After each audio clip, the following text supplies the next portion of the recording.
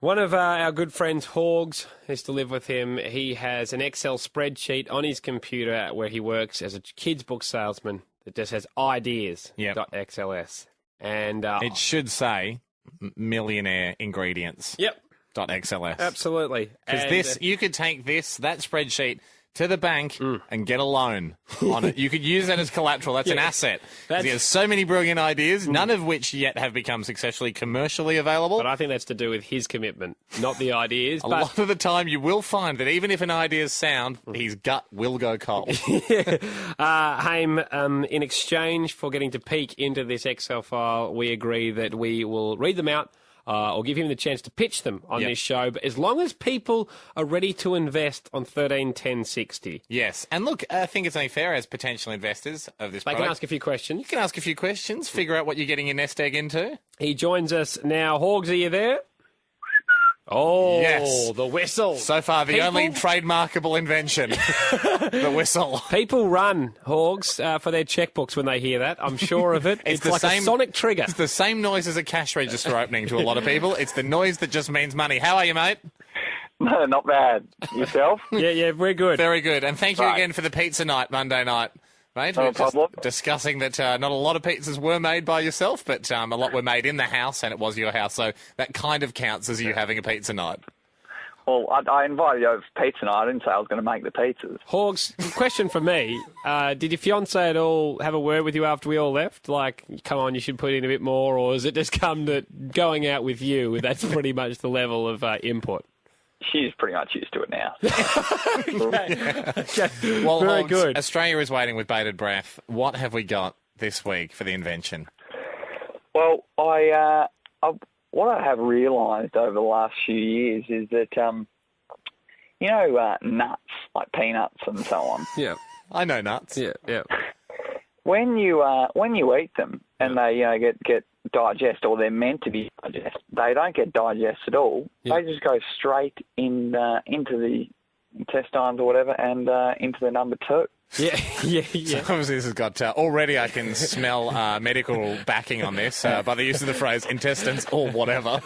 Okay, yeah. So they have don't you get... noticed that they do end up in the 2s? Yeah. They're what's known as a tracer food. Corn is another one. Corn, Yep. They'll end up, and what's the significance of the fact that nuts don't properly get digested? So what I've realised is that, see, you look on the calorie count on a packet of nuts, might be, say, 150 calories. Yeah. It's not. You're only eating about 25. You're only eating the outer layer of calories? Exactly. Right? Okay. Yeah. Right? So nuts are a lot better than what you think they are. Yes, okay. Right? Yep. They're a lot better. So what I thought I'd do, the invention is Choc nut. Right? I'm gonna put chocolate all the way through the nuts. The nuts are going to taste superb because everyone loves chocolate. Yeah. Right? Yeah. And 125 calories, incorrect, about 10, 15. Well, Hang on, Hawks. I mean, so many questions. so many questions. First of all, you know that choc nuts have been invented. I mean, scorched almonds, Cadbury is all over this. No. See what they do there? They put the chocolate around the nut. All that chocolate goes straight to the fat cells, straight to the hips. Right? Yeah. Where I'm putting the chocolate all the way through the nut. Where? Where are these cavities that you can fill up with chocolate? Well, it's just like injecting something into, With what? A nut needle? Yeah. Look, it's just going to be laced with chocolate. But how? How do you get chocolate inside the nut in so several layers? You have to take apart the nut and rebuild it. Well, we'll do whatever we can. We'll do whatever we have to. You can't say we when you don't have a team. It would take about an hour to do a nut. We'll do what it takes. People are calling in 131060. We've got a couple of questions. We'll get to Tim first. 131060. Tim, as a possible investor, what's your suggestion?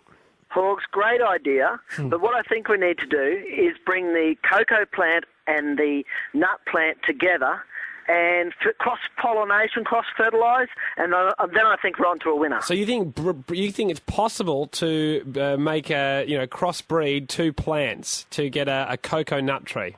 Well, that's the plan. Yeah, that's Tim, the idea. Do you have any scientific backing in this? Probably as much as Horgs has.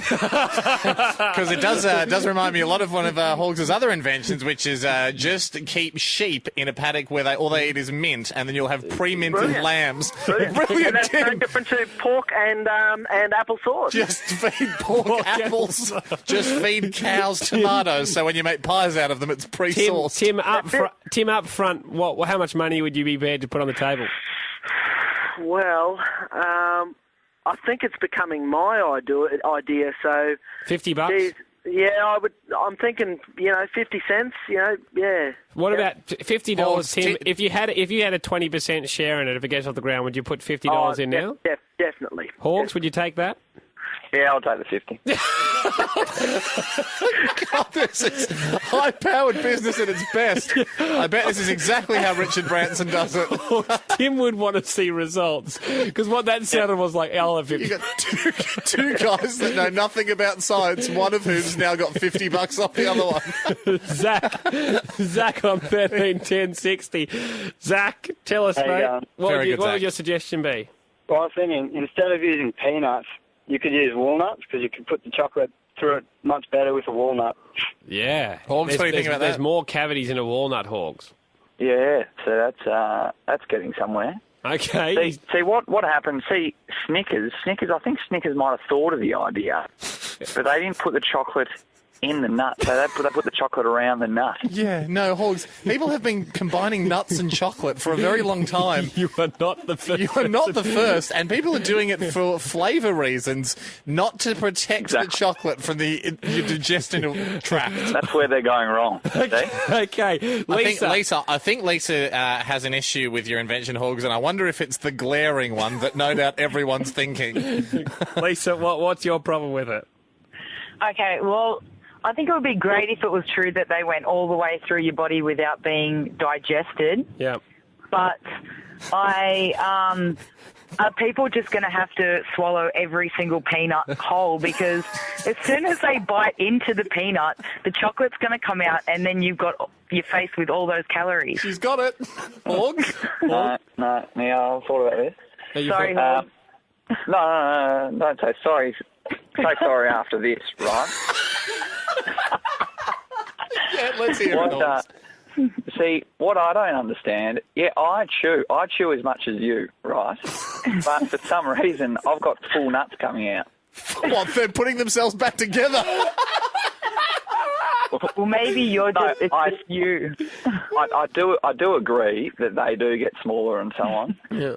But there's still a lot of chocolate inside the nut that you're not getting to. But Horgs, the point is, the whole point of eating chocolate is to taste it. If you're hiding it inside the nut and not letting it out, you won't taste it. So what's the point of eating it?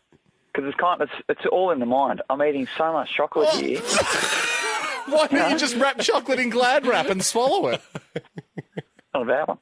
Not a bad one? Oh, no, it is a bad one. That's not a good idea for an invention. We'll chat to you next week. Hamish and Andy.